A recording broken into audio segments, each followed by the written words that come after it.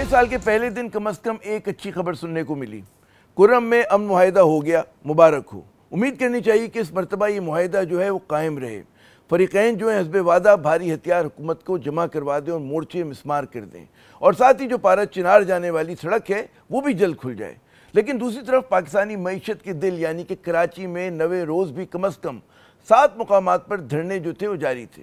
यानी कि शहर में साल नौ का आगाज़ भी अफरा तफरी और गैर यकीनी सूरत हाल के साथ हुआ।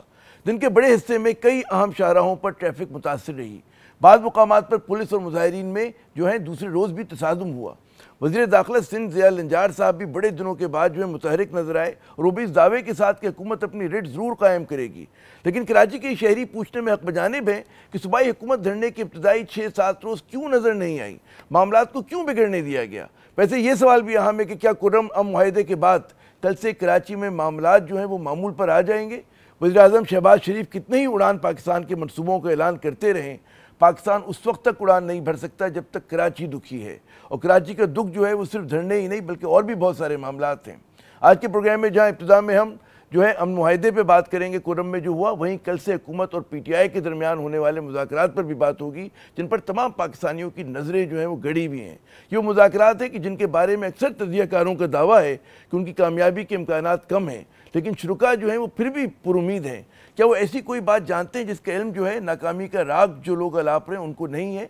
और आज ही के प्रोग्राम में कुछ तस्करा पाकिस्तान में बढ़ती गुर्बत का, जिसमें मजीद 7% इजाफा हुआ है। लेकिन सबसे पहले हम आज जिस मौजू पे बात करेंगे वो है कुर्रम का।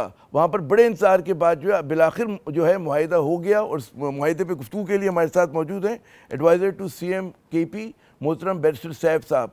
बहुत शुक्रिया सैफ साहब, कुछ हमें खदोखाल बताइएगा। एक तो बहुत इंतजार हुआ, बहुत तवील आप लोगों ने नेगोशिएशंस किए, वो पूरा एक ज़रा सा पस मंज़र आप हमें दे सकें कि क्या मुश्किलात थी और अब क्या चीज़ें तय पा गई हैं। जी बिल्कुल। तफसीलात से पहले तो मैं तमाम पाकिस्तानियों को और बिलखसूस कुर्रम के अवाम को मुबारकबाद देना चाहूँगा आपके प्रोग्राम के तवस्सुत से कि ये एक बहुत बड़ा माइलस्टोन था जो अचीव हो गया, मुआहिदा हो गया है। और इंशाल्लाह अब हमें कभी उम्मीद है कि इलाके में पायदार और मुस्तकिल तौर पर जो अमन का क़याम है उसके लिए राह हमवार हो गई है।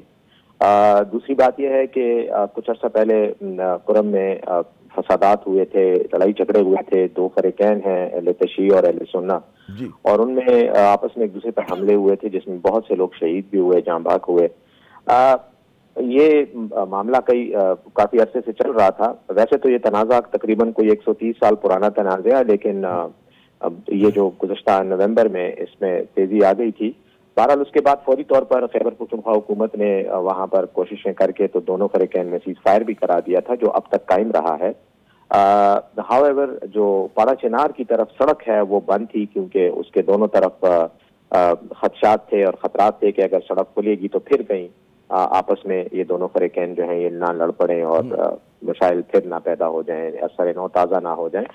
तो उस समय एक ग्रैंड जिरगा तश्कील दिया गया था दोनों तरफ से, जो इस मसले के एक मुस्तकिल और पायदार और पुरअमन हल के लिए आपस में मुशावरत कर रहा था। फाइनली उन्होंने तकरीबन 20 दिन की बहस व मुबाहिसे के बाद और मुशावरत के बाद फाइनली आज उस मुआहिदे पर दस्तखत कर दिए हैं।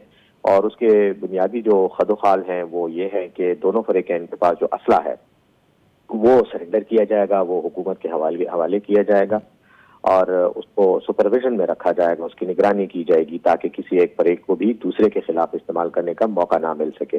दूसरी बात यह है कि इनके बंकर्स थे जिनमें इनके लोग जो हैं वो बैठ के एक दूसरे पे हमलावर होते थे, तो वो भी उन्होंने एग्री किया है कि बंकर्स खाली भी करेंगे और इनको डिमोलिश भी करेंगे। मुझे ये बताइए, खता कलामी में कह रहा हूँ कि बड़ा एक वो मुसल्ला इलाका है, एक KP के अंदर जो एक रिवायत रही है लोगों के मुसल्ला रहने की, तो ये जो आप लोग कह रहे हैं कि गैर मुसल्ला करा लेंगे, कितना काबिल अमल है ये? देखें, KP में ये बिल्कुल काबिल अमल है। ये कबायली इलाके हैं और वहाँ पुरानी रिवायात के मुताबिक लोग मुसल्ला ही होते थे। असला एक ट्रेडिशन है, वहाँ के कल्चर का हिस्सा है।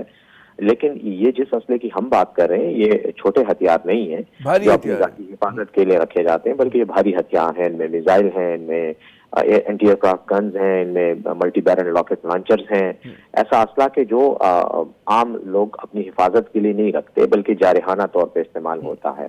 तो इसलिए یہ اسلحہ تو کسی صورت بھی حکومت کو بھی قابل قبول نہیں ہے اور وہاں کے عوام کو بھی کے لیے بھی قابل یہ کہاں سے اسمگل ہو گئے؟ کن حکومتوں نے دیا؟ کن اداروں؟ دیکھیں جی یہ تو عامر ضیاء صاحب، اگر آپ gun running on the Indian border land ایک کتاب ہے فرنٹیئر ریجن، وہ پڑھیں گے تو وہ تو 150 سال سے یہ بزنس یہاں چل رہا ہے اسلحے کا، اور یہ ایک علاقہ ہے ہی ایسا، دونوں ملک ہیں وہاں پہ، افغانستان کے ساتھ سے بھی آپ کو پتہ ہے 40 سال جنگ ہوئی ہے، وہاں سے بھی اسلحہ ہے موجود ہے، وہ بھی آ جاتا ہے، ادھر سے اپنا بھی یہاں کا کلچر ہے اسلحے کا، تو وہ تو میں اب اس پہ کی تاریخی اور اس کی جو لیگل ایشوز ہیں اس پہ کیا بحث کریں، لیکن بہرحال اسلحہ وہاں موجود ہے، اسلحہ موجود ہے وہاں پر۔ اچھا ایک اور ہم نے دیکھا کہ پورا ایک واقعہ، یہ کہتے ہیں کنفرنٹریشن ہوئی اور جس طرح سے خونریزی ہوئی، اس کے بعد جس طرح مینج کیا گیا، ہم دیکھ رہے ہیں کہ بہت زیادہ حکومت جو ہے آپ کی KP کی حکومت بہت زیادہ تنقید کی زد میں ہے، اور وہ تنقید کی زد ظاہر ہے کہ سول سوسائٹی کی طرف سے بھی ہو رہی ہے اور آپ کے جو مخالفین ہیں، جو دیگر صوبائی حکومتیں وہ بھی کر رہی ہیں۔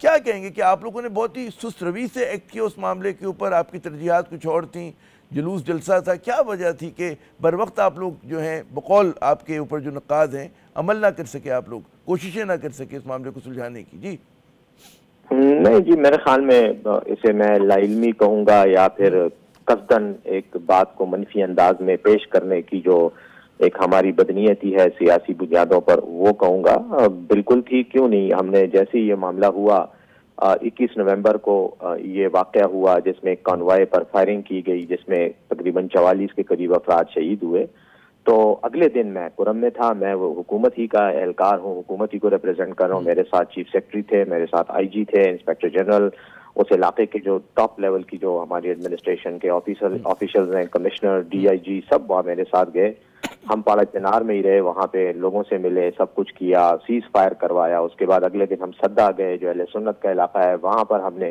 سیز فائر کے لیے ان سے بات کی، تو صوبائی حکومت تو موجود ہے، اس کے علاوہ ہمارا ہی ایک ہی ہمارے پاس ہیلی کاپٹر ہے جو مسلسل پرواز کر کے وہاں خوراک، ادویات اور مریضوں کو ایویکویٹ کرانے، یہ سارا ہم ہی کرتے رہے ہیں، جرگہ بھی ہم نے تشکیل دیا ہے، ہم ہی اس جرگے کے ساتھ بیٹھ کر بات کر رہے ہیں۔ 130 سال پرانا قبائل کا تنازع ہے، کسی ایک فرد کا یا 2 افراد کا یا کسی چھوٹی تنظیم کا دوسری تنظیم کے ساتھ نہیں ہے، قبائل کا ایک بہت میسو لیول پر ایک تنازع ہے جو چل رہا ہے، اس میں یقیناً ٹائم لگتا ہے اور ہم نے ایک بڑے اچھے طریقے سے اس کو ہینڈل کیا۔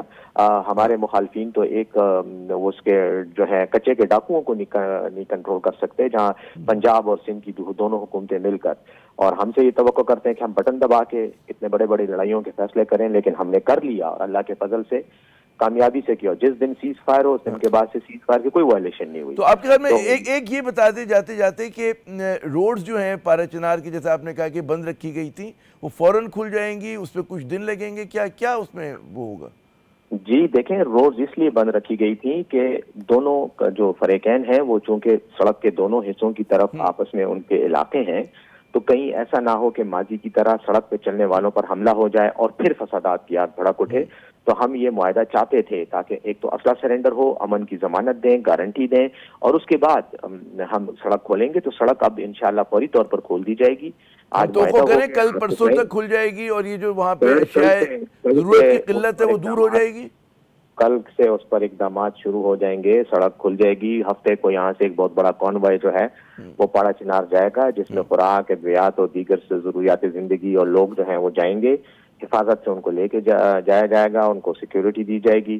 اس کے علاوہ ہم نے وہاں پہ سیکیورٹی کے لیے اقدامات کیے ہیں، 400 کے قریب نئے پولیس اہلکار بھرتی کیے ہیں، چیک پوسٹ بنا رہے ہیں، اور انشاءاللہ امید ہے کہ اس معاہدے پر جیسی وہ ہوگا جو ہے امن کا قیام جو ہے وہ یقینی ہو جائے گا انشاءاللہ۔ اچھا آخری میرا سوال کہ جیسے آپ نے تو کہا کہ جی 130 برس سے لڑائی ہو رہی ہے، یہ کچھ میں نے بھی 25-30 سال سے میں نے بھی اس کو کور کیا ہے، اس میں ٹل کے اندر جا کر اور سارے مقامات کے اوپر، اس بار آپ کو کیا، جو ماضی میں بھی ہم نے دیکھا کہ معاہدے ہوئے، اس بار آپ کیوں پوری امید ہیں کہ یہ والا جو معاہدہ ہے ہولڈ کرے گا؟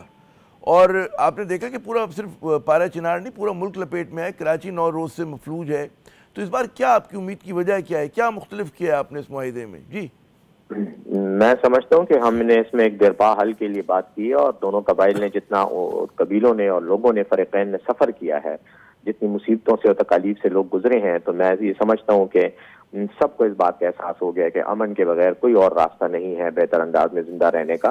اور اس جرگے میں اور اس مشاورتی عمل میں چونکہ میں خود رہا ہوں اور دونوں فریقین کے ساتھ میرا مسلسل انٹریکشن رہا ہے، تو میں یہ سمجھتا ہوں کہ دونوں کو نہ صرف احساس ہے بلکہ اس احساس پر کی روشنی میں انہوں نے ایسے حل تلاش کیے ہیں. اور وہ جو معاہدے کی شکلیں آپ پڑھیں گے، تفصیلات آپ کے سامنے آئیں گی تو آپ کو خود پتہ چل جائے گا کہ قبائل نے اپنی ذمہ داری لی ہے، فریقین نے اپنی ذمہ داری لی ہے کہ وہ امن کا قیام کریں گے. حکومت ان کو فلی فیسیلیٹیٹ اور پروٹیکٹ کرے گی، لیکن اونرشپ اس امن کو قائم رکھنے کے لیے اور انشور کرنے کے لیے یہ لوگوں نے اپنے ہاتھ میں خود لی ہے. اور یہی سب سے بڑا میں اس کو کہوں گا کہ ایک بریک تھرو ہے کہ یہ حکومت کی طرف دیکھنے کی بجائے انہوں نے خود اپنے آپ کو جو ہے ذمہ دار بڑا بریک تھرو ہے. امن کی اونرشپ جو ہے قبائل لے رہے ہیں. بہت بہت شکریہ بیرسٹر صاحب.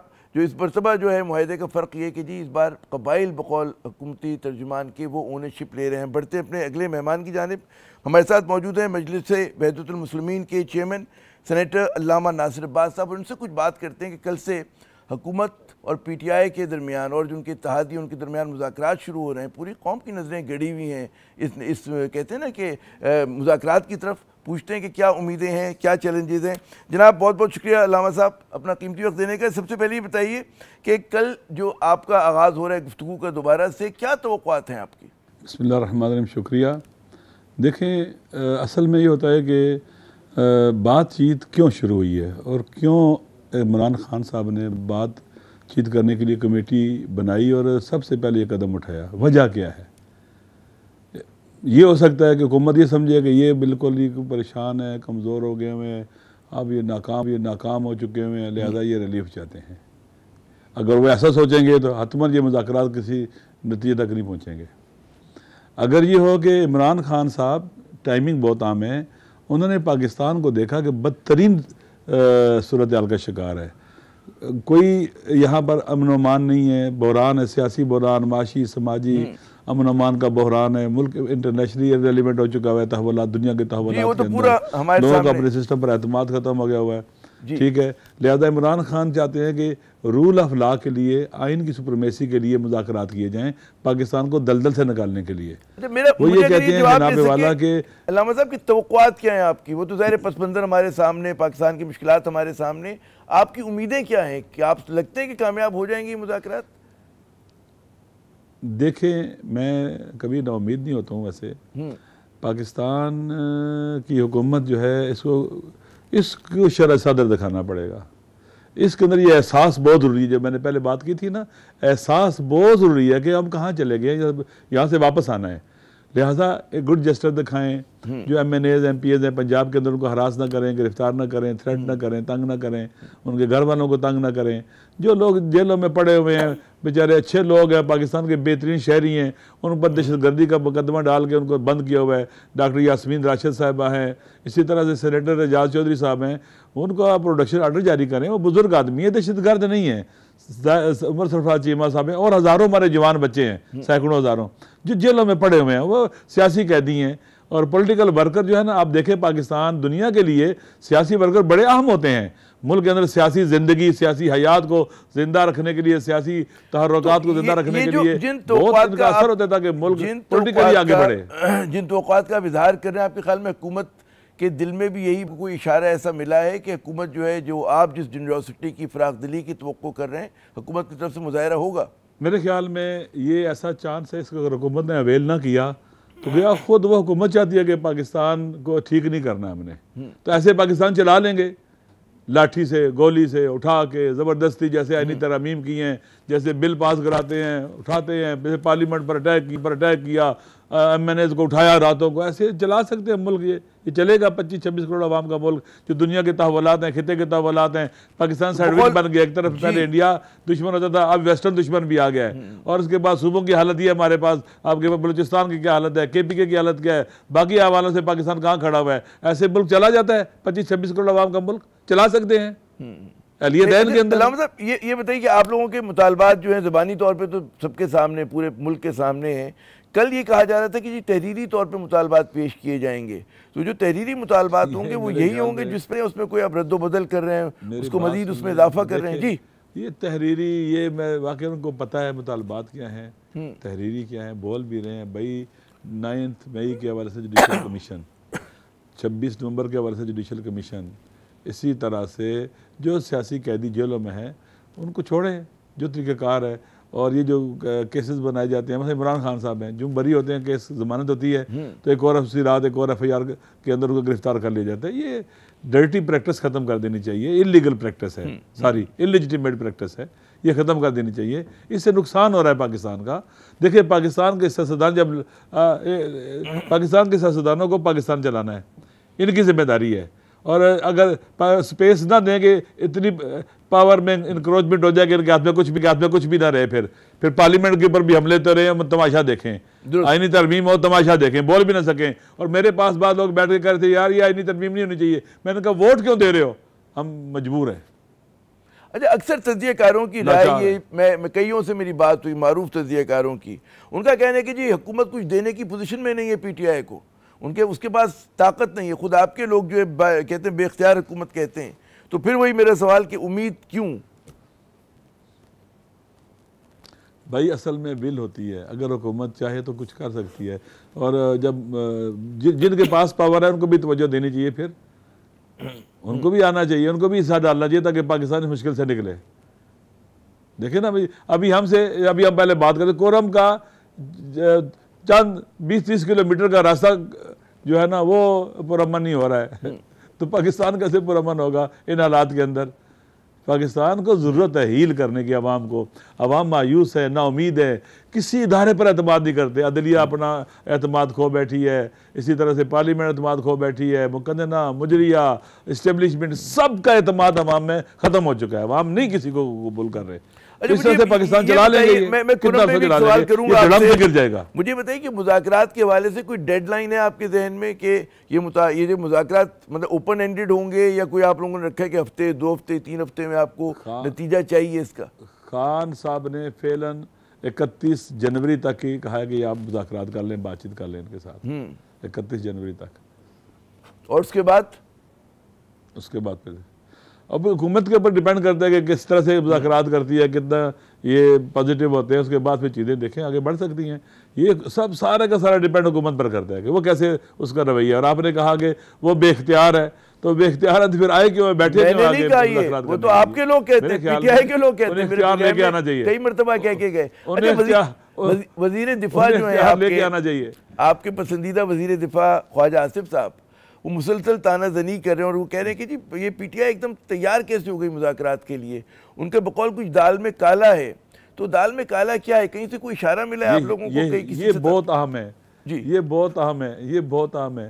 دیکھیں بھی مذاکرات کیوں ہیں؟ عمران خان میں نے پہلے بتایا پاکستان بچانے کے لیے.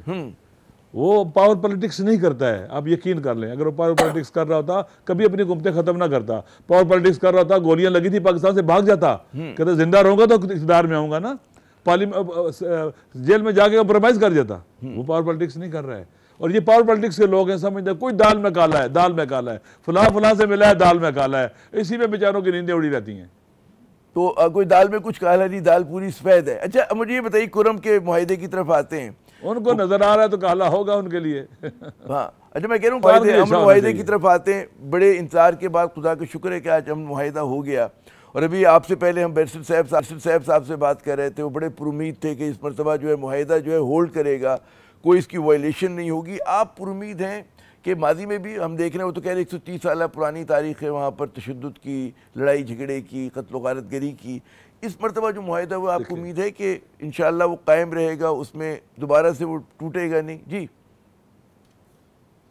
پہلی بات یہ ہے کہ راستے کی بندش اللیجیٹیمیٹ، انلیگل تھا اور سیج تھا.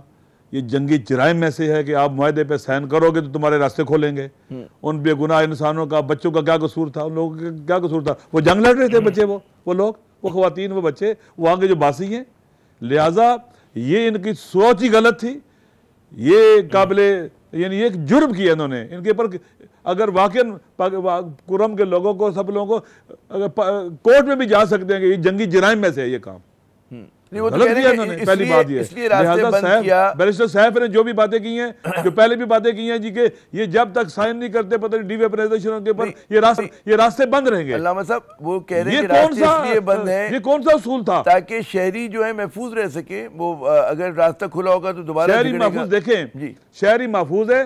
بات سنیں شہر اس لیے راستے بند ہیں، لوگ مر جائیں. کٹ گئی. تو خیر اب آپ کو امید ہے کہ وہ کہہ رہے جی ایک پورا قافلہ جائے گا سامان کے ساتھ اور کل سے اگلے کچھ گھنٹوں میں دنوں میں کھل جائیں گے راستے. جی لہٰذا بیرسٹر سیف صاحب کا جو سٹینڈ تھا نا کہ راستے کھلیں گے تو ہم معاہدہ ہوگا تو ہم راستے کھولیں گے. یہ وہ لوگ وہاں کے کوئی جنگی جرائم، انہوں نے کوئی وار کرائم کیے ہوئے تھے. خود یہ وار کرائم ہے، وہاں کے راستے بند کرنا، لوگوں کو ٹیز کرنا، اذیتناک مشکلات کا شکار کرنا. پہلی بات یہ. دوسری بات یہ ہے کہ اب لوگوں نے سائن کر دیا. اب حکومت کا اور ہمارے سیکورٹی کے اداروں کا امتحان ہے کہ کیسے امپلیمنٹ کرتے ہیں اس کو. ول ان کے اندر ہے یا نہیں ہے، ان کے نزدیک کوئی امن و امان کی اہمیت ہے یا نہیں ہے، یہ ان کے عمل سے پتہ لگے گا. لوگ بھی دیکھ رہے ہیں یہ کتنے سنسیئر ہیں، کتنے کمپیٹنٹ ہیں اور کتنے پاکستان کے عوام کے لیے مسائل کو حل کرنے کے لیے کوششیں کرتے ہیں. یہ ان کے پر ڈیپینڈ کرتا ہے. ویسے لوگوں کا ان پر اعتماد، ان کا ماضی دیکھیں تو بالکل نہیں ہے، ان کی باتیں سنیں تو نہیں ہے، لیکن مجھے امید ہے کہ عقل پریویل کرے گی اور وہاں پر جو پاکستان سے محبت کرنے والے لوگ موجود ہیں، سسٹم میں ایسے لوگ ہوتے ہیں اداروں کے اندر بھی اور حکومت کے اندر بھی، وہ لوگ کوشش کریں گے کہ وہاں کے لوگوں کو امن دیں. بہت بہت شکریہ علامہ صاحب، آپ نے اپنا قیمتی وقت دیا. ناظرین بالکل صحیح کہا کہ اصل چیلنج یہ کہ جی امن معاہدہ ہو گیا لیکن اس پہ عمل درآمد جو ہے وہ ہوتا ہے نہیں ہوتا. ہمیں دعا کرنی چاہیے کہ بالکل عمل درآمد ہو، 16 آنے ہو. یہاں پہ وقفہ لیتے ہیں، وقفے کے بعد جب ہم دوبارہ حاضر ہوں گے تو ایک بہت ہی اہم موضوع ورلڈ بینک کی رپورٹ میں کہا گیا کہ جی جو ہماری یہاں غربت ہے پاکستان میں اس میں 7% اضافہ ہوا ہے، وہ بڑھ کر 25% ہو گئی ہے. اس پر ہم بات کریں گے، ہمارے ساتھ رہیے گا. 2024 کے دوران پاکستان میں غربت جو ہے وہ 7% بڑھ کر اب 25.3% ہو گئی ہے. یعنی کہ مزید 1.25 کروڑ پاکستانی انتہائی غربت میں دھکیل دیے گئے ہیں. یہ رپورٹ حزب اختلاف کو پروپیگنڈا نہیں بلکہ ورلڈ بینک جیسے معتبر ادارے نے جاری کی ہے، جو حکومت کے ان دعووں کی نفی کرتی نظر آ رہی کہ جو معیشت کی بحالی کے حوالے سے حکومت اب تک کرتی رہی ہے. ہو سکتا ہے کہ وزراء، ممبران پارلیمنٹ اور صوبائی اسمبلی کے جو ہیں ممبرز جو ہیں ان کے وارے نیارے ہو گئے ہوں، لیکن گنتی کے چند پاکستانیوں نے اسٹاک مارکیٹ میں سٹے میں آپ کہہ سکتے ہیں کہ جی ڈھیروں دولت بھی بنا لی ہو، لیکن حقیقی معیشت یعنی کہ ریئل اکانومی کا پہیہ جو ہے ہنوز گردش میں نہیں آیا. پاکستان میں بے روزگاری بھی بڑھی ہے اور اکثریت کی قوت خرید میں بھی کمی آئی ہے.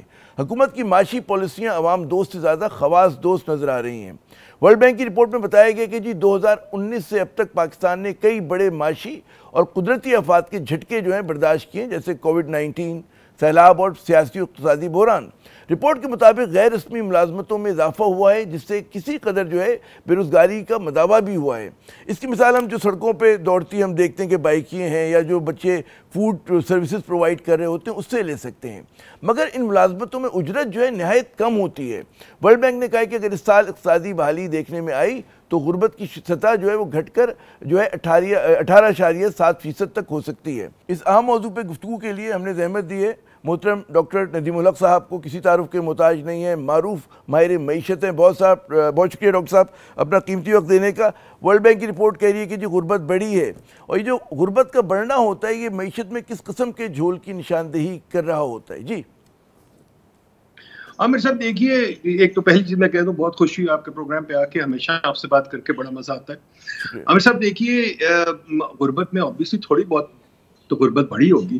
ہماری اکنامک گروتھ جو ہے وہ اس وقت کل نیشنل اکاؤنٹس کمیٹی کی میٹنگ میں 0.98% آ گئی تھی. پیچھے بھی جب بھی 2.5% آ رہی ہے اکنامک گروتھ، بلکہ میرا خیال پچھلے 4-5 سال میں اکنامک گروتھ جو ہے وہ 1.5 کے قریب ایوریج رہی ہے. تو اگر اتنی اکانومی کم گرو کر رہی ہے تو obviously غربت تو بڑھنی ہے. دیکھیے ہماری آبادی تقریباً 2.5-3% بڑھ، تو ہماری گروتھ جو ہے اکنامک گروتھ کم از کم 3.5-4% ہونی چاہیے، بلکہ ہم تو کہتے ہیں 7-8% ہونی چاہیے جو ہم نے انالیسس کیا ہے اس کا پاپولیشن.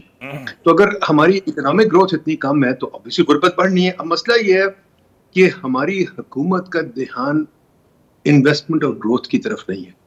ہماری حکومت کا دھیان جو ہے صرف ٹیکس اکٹھا کرنے پہ ہے. میں اس پہ بار بار لکھ چکا ہوں، باتیں بھی کر چکا ہوں کہ ٹیکس اکٹھا کرنا جو ہے یہ ایک پرانے کنگز کی بات تھی کہ وہ ٹیکس اکٹھا کرتے تھے اور سوچتے تھے کہ اس سے ہو جائے گا. ٹیکس اکٹھا کر کے محل بناتے تھے یا کہ دربار بناتے تھے یا قلعے بناتے تھے.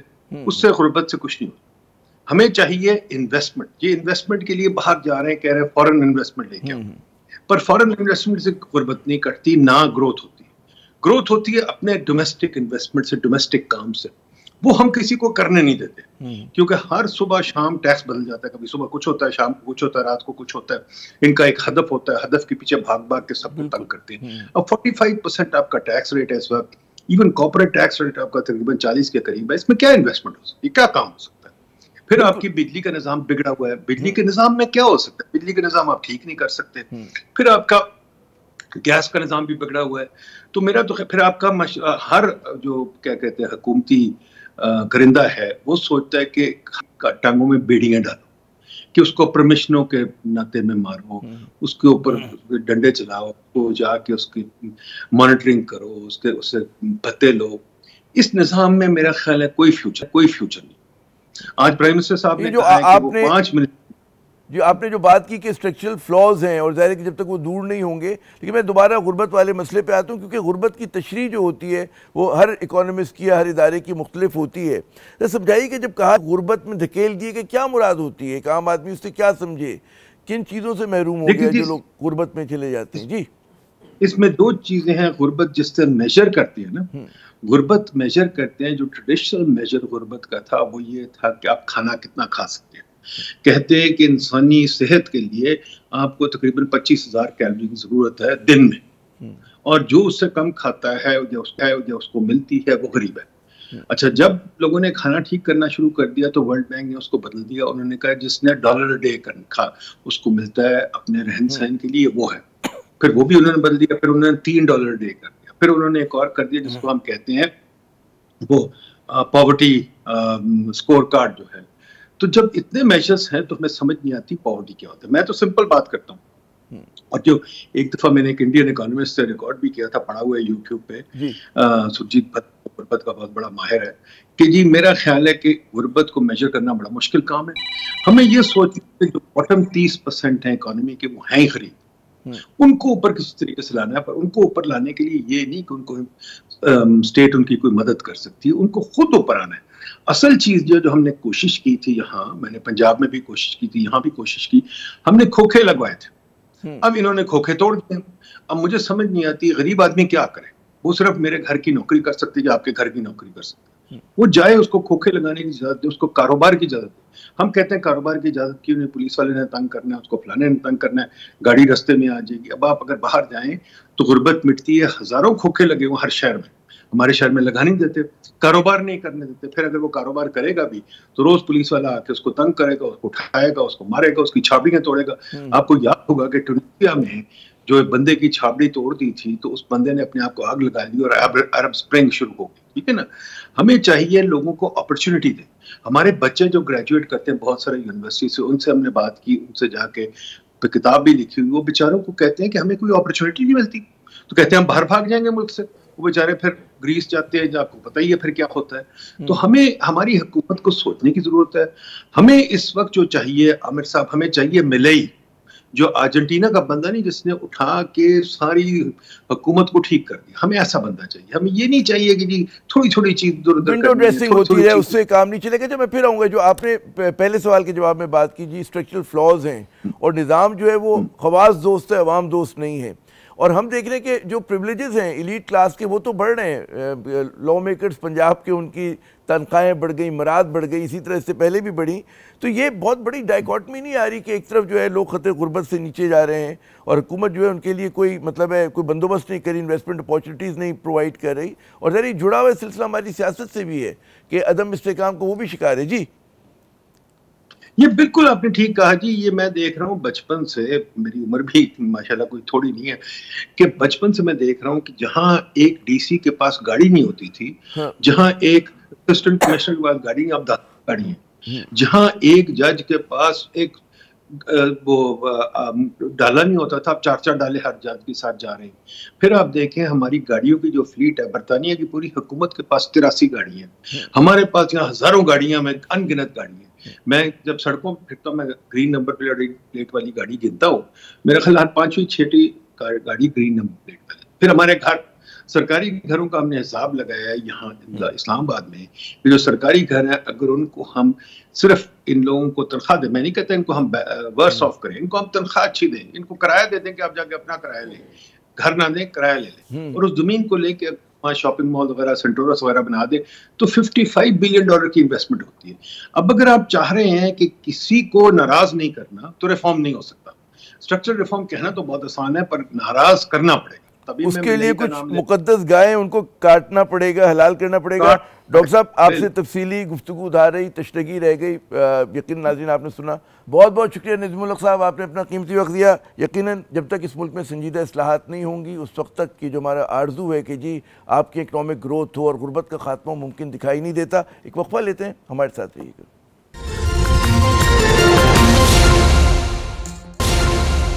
آج وفاقی کابینہ کے اجلاس میں وزیراعظم شہباز شریف صاحب نے اپنے دکھ کا تذکرہ کیا، ذرا سنیے۔ کہ جب میں کراچی گیا اس سال جولائی میں تو مجھے انہوں نے جو پریزنٹیشن دی وہ تھی کہ جناب ہم فلاں جگہ ریل اسٹیٹ بنا رہے ہیں۔ مجھے بہت دکھ ہوا، افسوس ہوا، میں نے کہا کہ آپ کا کام کراچی پورٹ کو چلانا ہے کہ ریل اسٹیٹ کے کاروبار میں آپ ہیں۔ شہباز شریف صاحب کا یہ سوال جو ہے وہ صرف کراچی پورٹ سے ہی نہیں، ہر اس سرکاری محکمے سے ہے جن کی 5 انگلیاں جو ہیں وہ ریل اسٹیٹ میں ہیں۔ کیا وہ وزیر اعظم صاحب کی بات پر توجہ دیں گے؟